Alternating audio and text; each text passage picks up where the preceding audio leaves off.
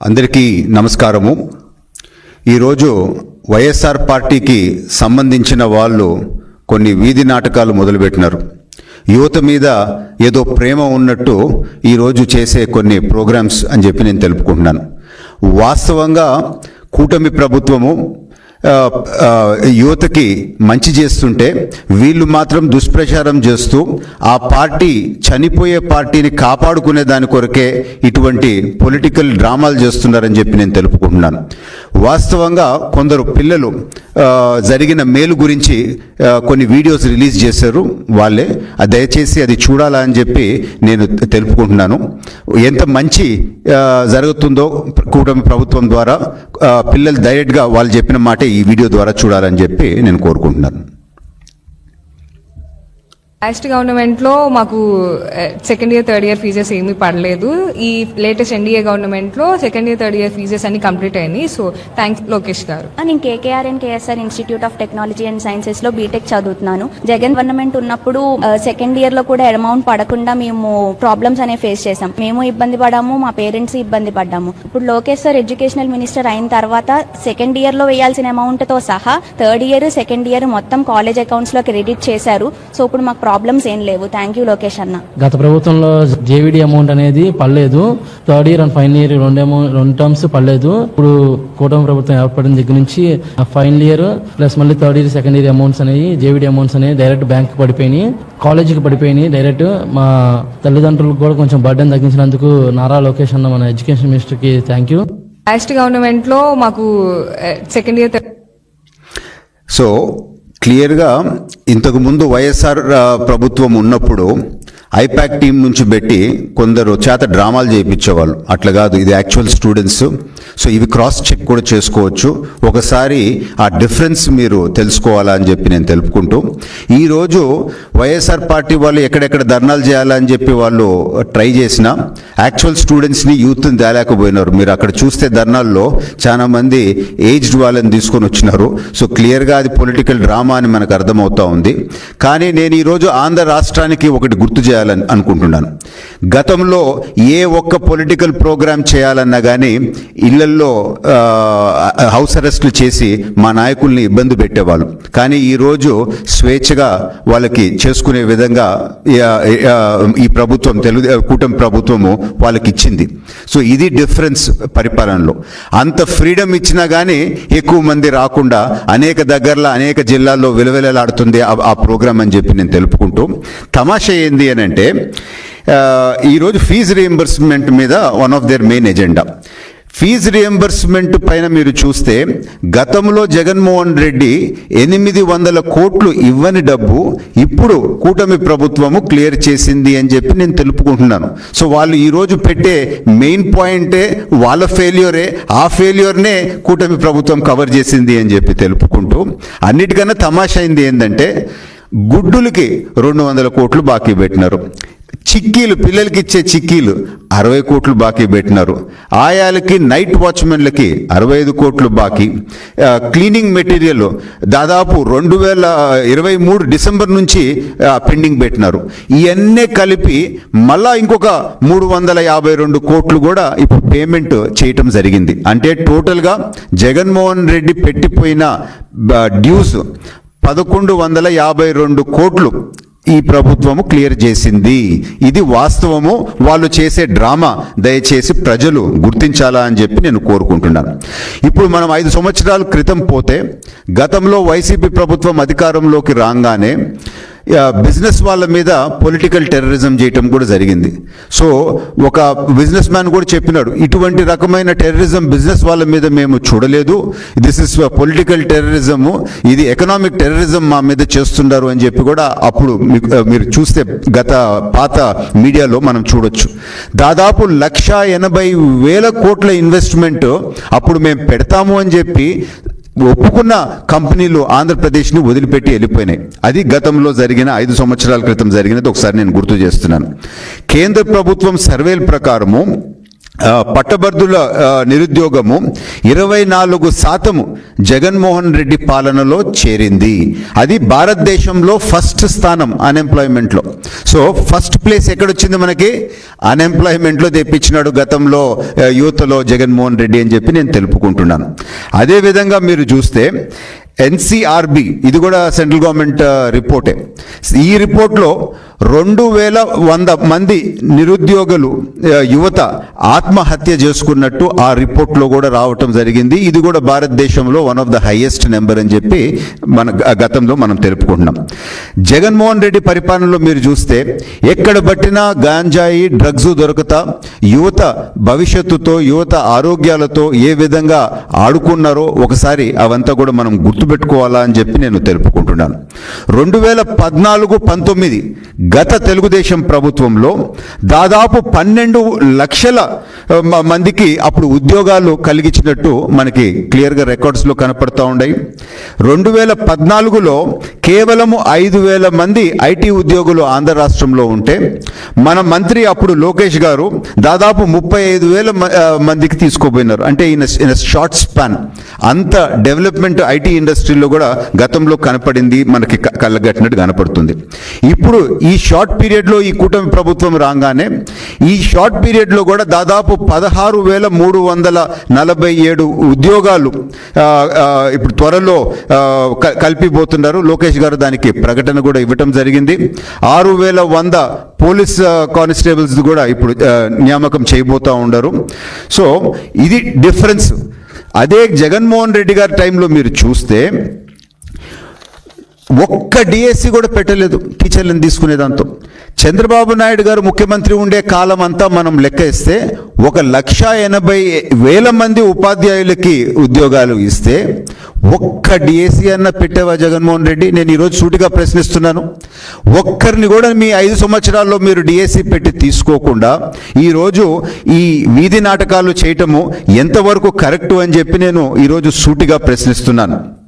తర్వాత దాదాపు ఇప్పుడు ఇంకా స్పెషల్ ఫోకస్ పెట్టి కేవలము భారతదేశంలోనే కాదు ఉద్యోగాలు రావటము, విదేశాలకు కూడా పంపించాలా అని చెప్పి అగ్రిమెంట్స్ కొన్ని ప్రైవేట్ కంపెనీస్తో చేసుకొని 2 లక్షల మందికి వేరే దేశాలకు పోయే విధంగా కూడా చర్యలు కూటమి ప్రభుత్వం తీసుకుంది అని చెప్పి నేను తెలుపుకుంటున్నాను. ముఖ్యంగా జగన్మోహన్ రెడ్డి చేసిన విధ్వంసం గురించి చెప్పాలంటే నేను ఈరోజు చైర్మన్గా ఉండే సీడాప్ సంస్థలో మీరు చూస్తే తెలుగుదేశం గత ప్రభుత్వంలో సంవత్సరానికి దాదాపు 22,500 మందికి ట్రైనింగ్ ఇస్తే అదే జగన్మోహన్ రెడ్డి టైంలో దాదాపు 15,000 మందికి పడిపోయింది అది సంవత్సరానికి. అంటే 43% ట్రైనింగ్ మీరు తక్కువ ఇవ్వటం జరిగింది. అంటే యువత మీద మీకు ఏ విధమైన ప్రేమ లేదు అని చెప్పి ఈ ఫిగర్ బట్టే మనకు అర్థమవుతా ఉంది. అదే ప్రైవేట్ ఇంప్లిమెంటింగ్ ఏజెన్సీస్ అంటే ఈ ట్రైనింగ్ ఇచ్చే ఏజెన్సీస్కి దాదాపు 2-3 సంవత్సరాలు మీరు పేమెంట్ కూడా ఇవ్వలేదు. అక్కడ పనిచేసే ఆఫీస్లో సీడాప్ సంస్థలో పనిచేసే వాళ్ళకి జీతాలు కూడా మీరు టైంలోకి ఇవ్వలేదు. సో ఏపీ ఎస్ఎస్డిసి సంస్థనైతే ఆ అక్రమ కేసులు పెట్టి చంద్రబాబు నాయుడు గారి మీద కక్షతో ఆ సంస్థని పూర్తిగా ఆపేసి నిర్వీర్యం చేసేసి ఏ విధమైన ట్రైనింగ్ కూడా లాస్ట్ 2-3 సంవత్సరాలు మీరు చేయకుండా మీరు చేసినారు. 26 డిస్ట్రిక్ట్స్లో మేము స్కిల్ కాలేజెస్ పెడతామని చెప్పి భూమి తీసుకొని ఆ భూమి అట్నే వాడకుండా పడిపోయి ఉంది. ఇప్పుడు మేము ఆ భూమిని మళ్ళీ డెవలప్ చేసే పనిలో మేము ఉండాము. అంటే 5 సంవత్సరాల్లో కేవలము భూమి అక్విజిషన్ చేసి అది కూడా పూర్తిగా కొన్ని దగ్గరలో చేయకుండా మీరు దాన్ని వదిలేశారు. SC ST BC studies circles అయితే పూర్తిగా నిర్వీర్యం చేసిన మాట వాస్తవము కాదా? ఇన్ టైం ఎగ్జామ్స్ మీరు కండక్ట్ చేయకుండా అనేక మంది పిల్లలకి ఆ ఏజ్ లిమిట్ దాటిపోయి వాళ్ళు ఎగ్జామ్స్ రాసే ఛాన్స్ కోల్పోయి వాళ్ళ జీవితాలతో ఆడుకునింది వాస్తవము కాదా? అటువంటి తప్పును కూడా ఇప్పుడు మన మంత్రి లోకేష్ గారు ఏజ్ లిమిట్ 36 సంవత్సరాల నుంచి 42 సంవత్సరాలకు పెంచి ఆ గత ప్రభుత్వంలో జరిగిన తప్పు అవకాశం కోల్పోయిన వాళ్ళకు కూడా ఈరోజు అవకాశము కలిగించే విధంగా చర్యలు తీసుకుంటున్నారు. సో ఇంత మార్పు మనకి ఈ 9 నెలల్లోనే కనపడతా ఉంది. గతంలో జగన్మోహన్ రెడ్డి గారు చేసిన ఆ ప్రభుత్వం చేసిన అరాచకాలు ఏ విధంగా యువత భవిష్యత్తుతో ఆడుకున్నారో మనం చూస్తూ ఉన్నాం. సీడాప్ సంస్థ ద్వారా అండ్ ప్రభుత్వం ఈరోజు ఈ ట్రైనింగ్ ప్రోగ్రామ్స్ ద్వారా ఎక్కడ స్కిల్ గ్యాప్ ఉందో ఒక డీటెయిల్డ్ స్టడీ చేసి ఇప్పుడు ఆ స్కిల్ మన అప్గ్రేడేషన్ కొరకు ఆ ట్రైనింగ్ ప్రోగ్రామ్ కూడా స్కిల్ లేని పిల్లలకి ప్రభుత్వమే డబ్బులు ఖర్చు పెట్టి ట్రైనింగ్ ఇప్పించి ఉద్యోగాలు ఇప్పించే అన్ని రకాల మనము చర్యలు ఇప్పుడు తీసుకోవడం జరిగింది. సో క్లియర్గా వాస్తవాలు ఒకటి విధంగా ఉన్నాయి.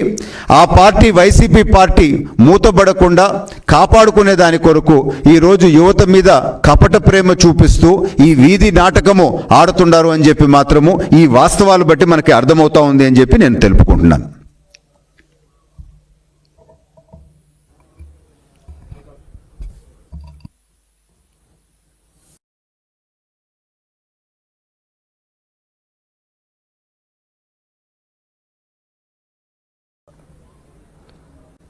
రెండు నెలల క్రితం వైఎస్ఆర్సిపి సజ్జల రామకృష్ణారెడ్డి విద్యార్థి యువజన సమస్యలపైన రోడ్లు ఎక్కాల్సి వస్తుందని చెప్పేసి మాట్లాడినప్పుడు కొత్తగా ఏర్పడినటువంటి ప్రభుత్వంలో ఏ విద్యార్థికి ఏ నిరుద్యోగికి కూడా ఇబ్బంది పడకుండా కూటమి ప్రభుత్వం మేనిఫెస్టోలో పెట్టినటువంటి ప్రతి హామీని కూడా అమలుపరుస్తాం. లోకేష్ గారు పాదయాత్రలో ఇచ్చినటువంటి ప్రతి హామీని కూడా ఖచ్చితంగా నెరవేరుస్తామని చెప్పి ఏదైనా సమస్యలు ఉంటే మా దృష్టికి తీసుకొస్తే నెరవేర్చడానికి ప్రయత్నిస్తామని చెప్పి చెప్పడం జరిగింది. కానీ అక్కడ ఏ విద్యార్థికి కూడా సమస్య లేదు, ఏ నిరుద్యోగి కూడా ఇబ్బంది లేదు.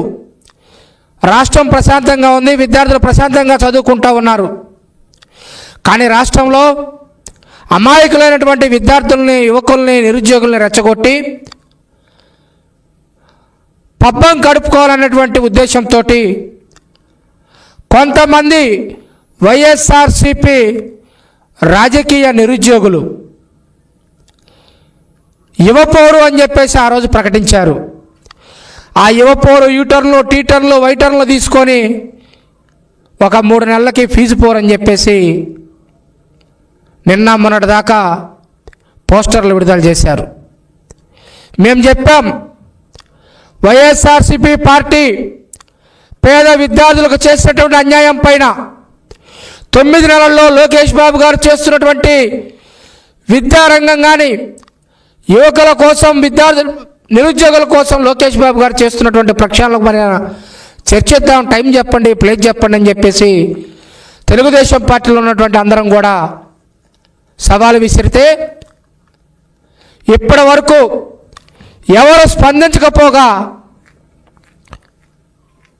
మరి లోకేష్ బాబు గారు కూటమి ఎమ్మెల్సీలు అడిగినటువంటి ప్రశ్నలో భాగంగా శాసన మండలిలో కూడా చెప్పడం జరిగింది. ఇప్పటికే వైఎస్ఆర్సిపి పార్టీ పెట్టేటువంటి బకాయిల్లో 800 కోట్ల రూపాయలు విడుదల చేయడం జరిగింది ఫీజు రియంబర్స్మెంట్ కోసం. అంతేకాకుండా 352 కోట్ల రూపాయలు కోడిగుడ్లకి, చిక్కీల కోసం విడుదల చేయడం జరిగిందని చెప్పేసి శాసన మండలిలో లోకేష్ గారు చెప్పడం జరిగింది. కానీ పదే పదే అబద్ధాలు చెప్తూ అక్రమ సంపాదనతో సంపాదించుకున్నటువంటి పేపర్ ఉంది కదా అని చెప్పేసి పదే పదే సాక్షి పత్రిక, సాక్షి ఛానళ్ళు అబద్ధాలు వడ్డించేటువంటి ప్రయత్నం చేస్తూ ఉంది. మీరు చెప్పినవి అబద్ధాలని చెప్పేసి యువత నమ్ముతూ ఉంది. కాబట్టి ఈ రోజున వైఎస్ఆర్సిపి బలవంతంగా వైఎస్ఆర్సిపి పార్టీ జెండానో లేకపోతే ప్లే కార్డు పట్టించగలిగిందేమో కానీ యువత, విద్యార్థుల మనసులను మాత్రం గెలుచుకోలేకపోయింది.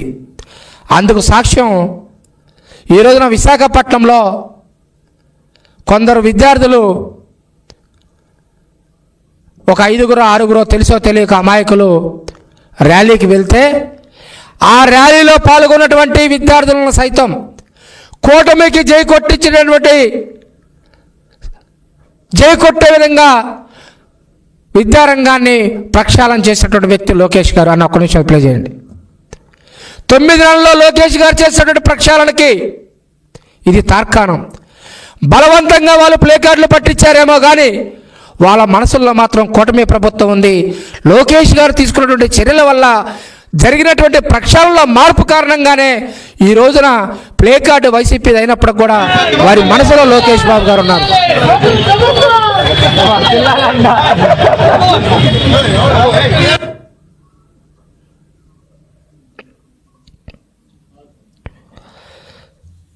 చలం గారు ఒక మాట చెప్పారు మనకు.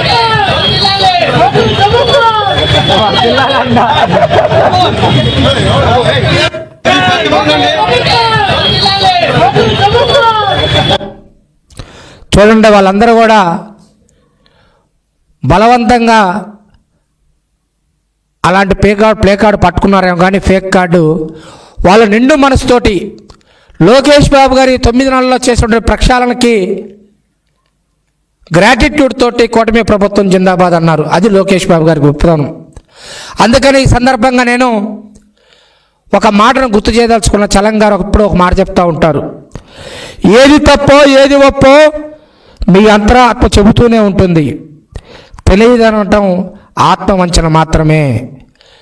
లోకేష్ గారు కానీ కూటమి ప్రభుత్వం కానీ వైఎస్ఆర్సీపీ పార్టీ పెట్టిపోయినటువంటి బకాయిలు విడుదల చేస్తున్నారు అనేది జగమెరిగినటువంటి సత్యం.